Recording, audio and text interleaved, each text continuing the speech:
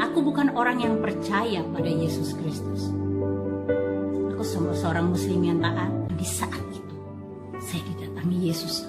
Saya lihat dengan mata kepala saya sendiri, saya melihat Yesus. Pokoknya saya tahu aja itu Tuhan. Waktu saya mau bilang Tuhan, kayak suara saya tinggal di sini gitu loh, nggak bisa keluar. Aku melihat Yesus, aku melihat Nabi sana. Selama ini, yaitu bertemu dengan Tuhan Yesus. Assalamualaikum warahmatullahi wabarakatuh. Mendengar dongeng kesaksian para penghayal yang mengklaim katanya pernah bertemu Tuhan atau melihatnya, rasanya antara lucu, kasihan dengan kebodohannya, dan juga menggelikan. Padahal tanpa sadar mereka sebenarnya tengah mengakui dengan jujur tanpa berniat jujur bahwa Tuhan yang mereka pertuhan sebenarnya bukan Tuhan. Karena bisa jadi adalah hantu. Sebab tidak ada sepotong dalil pun di kitab samawi yang mengatakan bahwa ada yang pernah melihat Tuhan dan dia dapat hidup. Tidak usah Tuhan, salah satu ciptaannya saja seperti matahari tidak mampu kita menatapnya lebih dari 2 menit tanpa bermasalah dengan mata, meski jaraknya tidak terukur dengan pasti. Tanpa perlu membaca kitab pun, logika mereka yang waras akan setuju bahwa jika semestanya ini saja tidak mampu kita lihat, ukur, dan ketahui secara utuh, bagaimana penciptanya? Bahkan manusia tidak mampu melihat telinganya tanpa bantuan cermin. Dan jika ada kitab atau kaum yang mengatakan bahwa pernah melihat Tuhan dan mereka dapat hidup, pasti kitabnya palsu atau dari rumpun paganisme yang punya tradisi kerap mematerikan Tuhan dalam berbagai wujud, ekspresi, dan materi yang terbatas karena mereka masih sangat jahiliyah saat itu dan belum mampu berpikir logis serta realistis. Ada banyak nubuat yang menulis ketiadaan manusia yang pernah atau bisa melihat Tuhan secara utuh seperti dalam Keluaran 33 ayat 20 di mana dikatakan tidak ada yang mampu memandang aku dan dapat hidup. Seperti halnya juga dalam Injil Yohanes 5 ayat 37 di mana dikatakan bahwa Bapa yang mengutus aku, kamu tidak bisa dengar suaranya dan tidak bisa kamu lihat rupanya. Al-Quran juga mengisahkan suatu ketika berkatalah Musa, ya Tuhanku, nampakkanlah diri engkau kepadaku agar aku dapat melihat kepada engkau.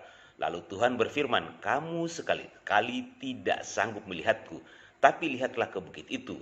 Maka jika ia tetap di tempatnya seperti sedia kala, niscaya kamu dapat melihat aku. Tatkala Tuhan menampakkan diri ke gunung itu, dijadikan gunung itu hancur lebur dan Musa pun jatuh pingsan.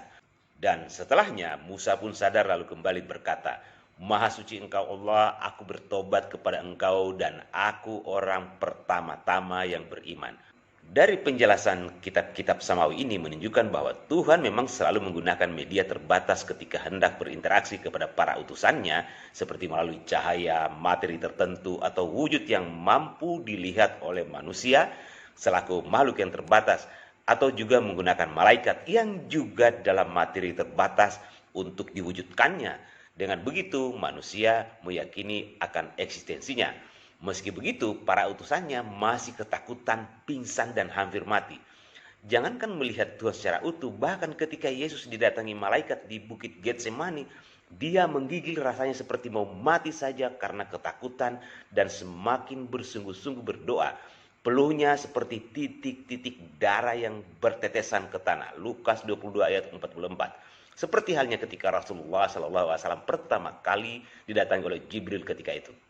Pertanyaannya adalah Tuhan mana yang diklaim para penghayal, kaum pagan, atau murtadin umumnya yang kerap memberi kesaksian palsu di mana konon katanya telah bertemu atau didatangi oleh Tuhan. Seakan-akan ada Tuhan yang jalan-jalan menemui orang-orang sakit, menghibur yang sedang galau, menasihati para pendosa, sambil menebar senyum di semua orang laksana politisi yang tengah melakukan pencitraan.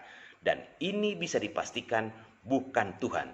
Jikapun benar makhluk-makhluk hebat ini pernah bertemu atau didatangi Yesus, Yesus versi yang mana? Yesus versi bule, Yunani, Romawi, Negro, Yesus versi Cina, versi Jepang, bangsa Eskimo, Indian, Yesus versi Jawa, orang Korea, atau yang mana? Bisa dipastikan bahwa yang menemui mereka yang disangka adalah Tuhan sebenarnya adalah hantu dalam berbagai rupa. Dan seharusnya jika orang-orang ini benar berpikir waras, sehat, dan tidak gila, dan mengimani kitab serta agama Abrahami ketika bertemu terduga Tuhan bernama Yesus, dan jika itu benar mereka lakukan atau pernah terjadi, saat itulah seharusnya mereka berhenti menuhankan Yesus, kecuali mereka memang beragama pagan. Itu baru benar, tetapi tidak menurut agama Abrahamik atau Samawi. Adapun klaim yang mengatakan bahwa Tuhan telah atau pernah menjadi manusia, ini juga adalah dongeng paling bodoh dan dungu yang pernah digagas oleh umat manusia. Sebab tanpa perlu menjadi manusia atau seperti ciptaannya, semua yang ada di jagat raya ini adalah miliknya, datang darinya, dan adalah juga penampakan atau perwujudan terkecilnya sebagai bukti akan eksistensinya.